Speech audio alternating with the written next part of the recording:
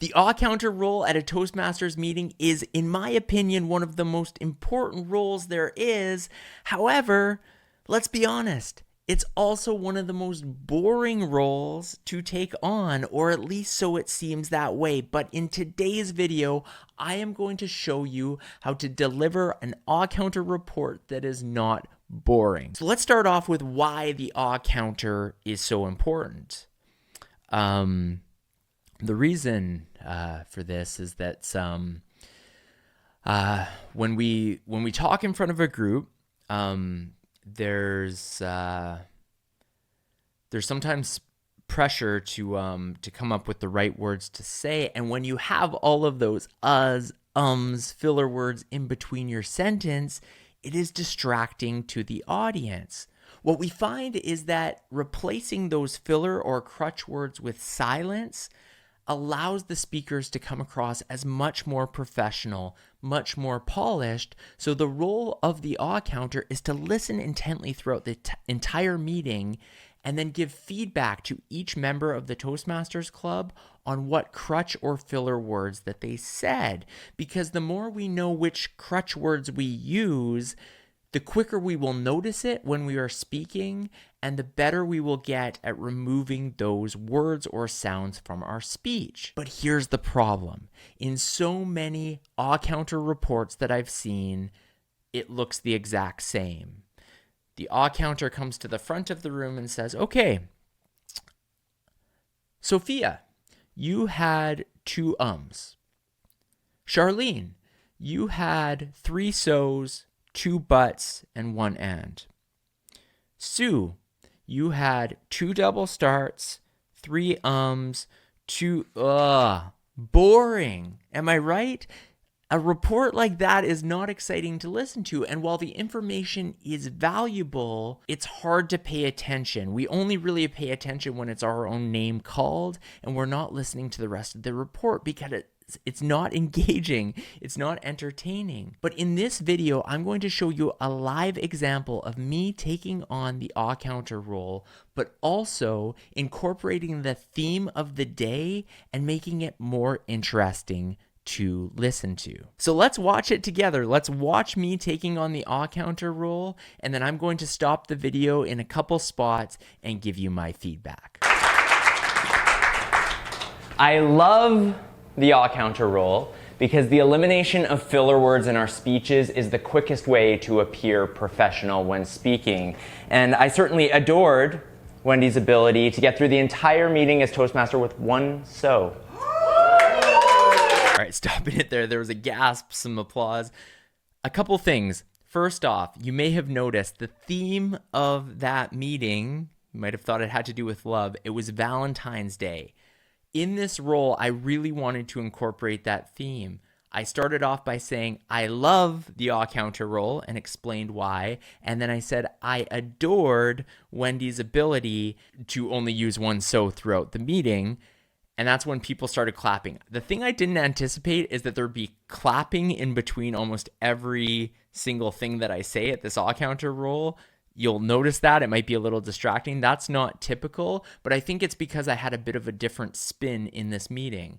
Keep your ear out for those theme words that relate to Valentine's Day, because that's how I was trying to keep this report interesting, as well as providing a lot of energy. Okay, let's watch the rest.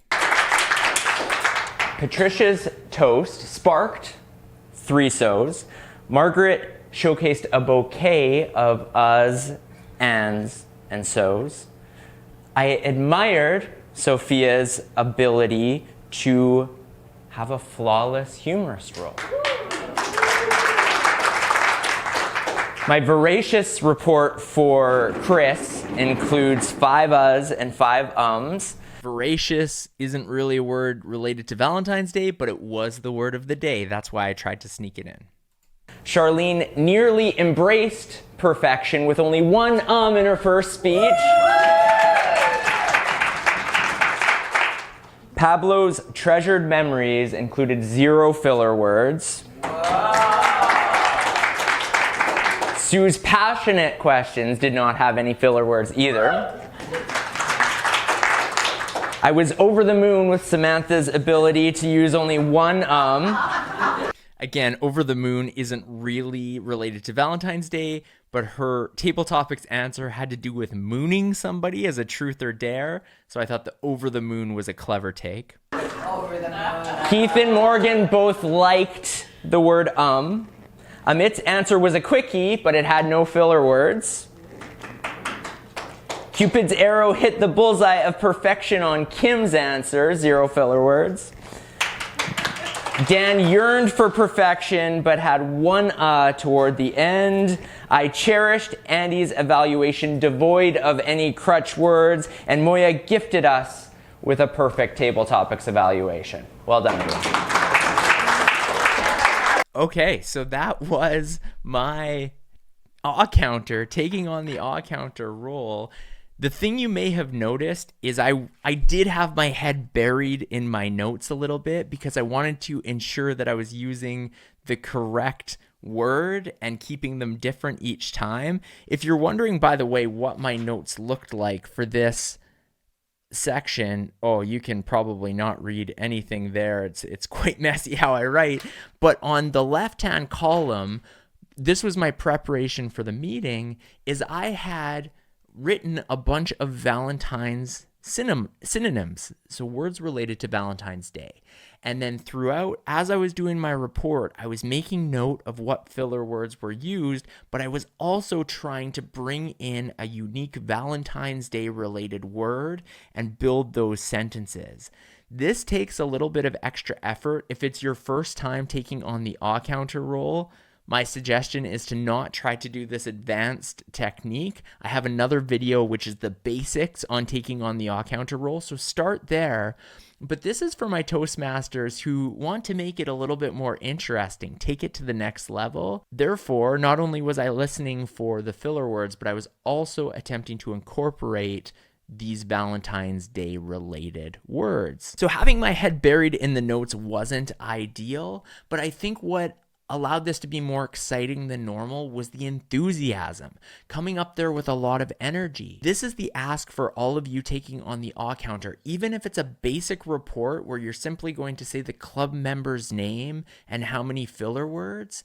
For those club members who had a great meeting, perhaps they used fewer filler words than typical, get your voice loud. Let the club know, wow, Susie only used 2 words. I have seen huge improvement out of Susie. Way to go, Susie. It gets the energy going. It may even get the audience clapping as well, as you heard a few times through that video. I hope this quick example video gives you some fresh ideas of how you can make the awe counter role unique and interesting.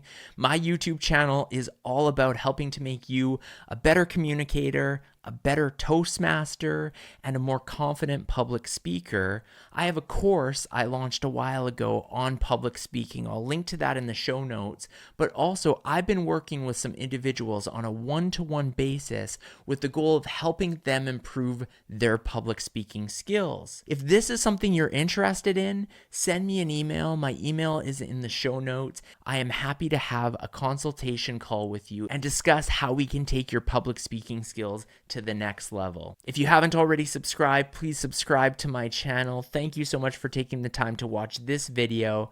I'll see you on the next one.